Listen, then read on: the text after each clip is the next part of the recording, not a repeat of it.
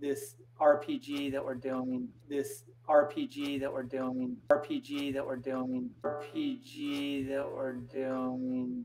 Holy smokes, Zack Snyder is forging ahead with this new Rebel Moon universe that is only going to be available on Netflix. Now, Zack Snyder was over on the Nerd Queen to talk all about his full circle event that is coming up, essentially SnyderCon 2.0, where he's going to celebrate a full closure of his DCEU, where he'll be showing Man of Steel, Batman v Superman, and for the first time in IMAX theaters, the colored version of Zack Snyder's Justice League. Do you want to tell us a bit more about why did you choose to go with full circle idea?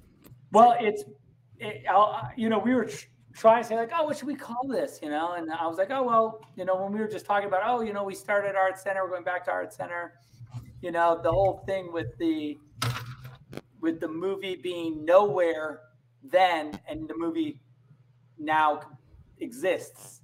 It just felt like a really great title. And then also just in awareness for me, zero awareness to complete awareness is a real goal, I think, for all of us and for the message of the event.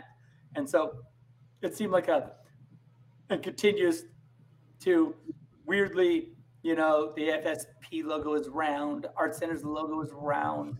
Now, when asked about DC, apparently it was kind of a touchy subject. Is there still the graphic novel in play? Would that ever be an option? And if so, who would you like to pencil it? I'm not going to say exactly who I'd want to pencil it because it's touchy, could be touchy. But yeah, I would really enjoy that. I think if that was a possibility. No one, I haven't talked. There was a time when we were going to do that.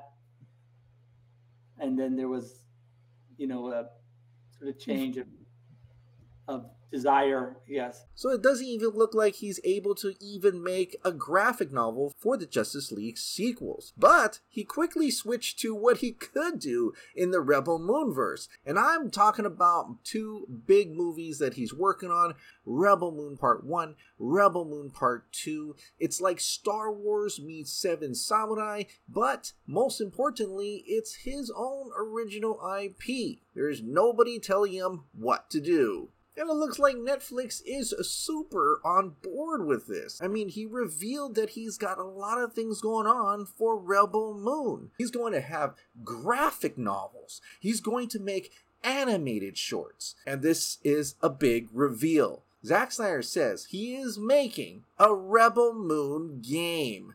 And not just any game, a role-playing game.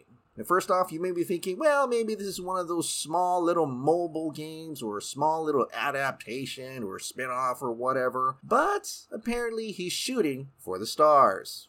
I mean, the one thing that I'm really having a really good time with is, and I don't even know if I'm supposed to talk about it, but, this RPG that we're doing that is just literally insane and so immersive and so intense and so huge. And we talked about how we would do the game, and I was like, we just said let's go. I was like, not is it going to be what kind of game? I don't want to do a casual. I'm not going to say. I'm only going to say this. Not more. It's mobile. Say this. There's good. There's more coming, but all I'll say is that we thought we were going to do. It was pitched to me because I've always wanted to do an RPG, and I was like, okay, but they were like, well, we could do it at this scale, right? Kind of this scale. I don't know if that's a scale, or we can do it at ridiculous scale. I was like, well, ridiculous scale is clearly scale that we can be doing. That's the scale to go for. And they were like, well, it's going to take so much time because you got to we got to do all these brain dumps. You've got to tell us everything in the universe, what's happening, the giant. And I was like, that's fine. happy to do it.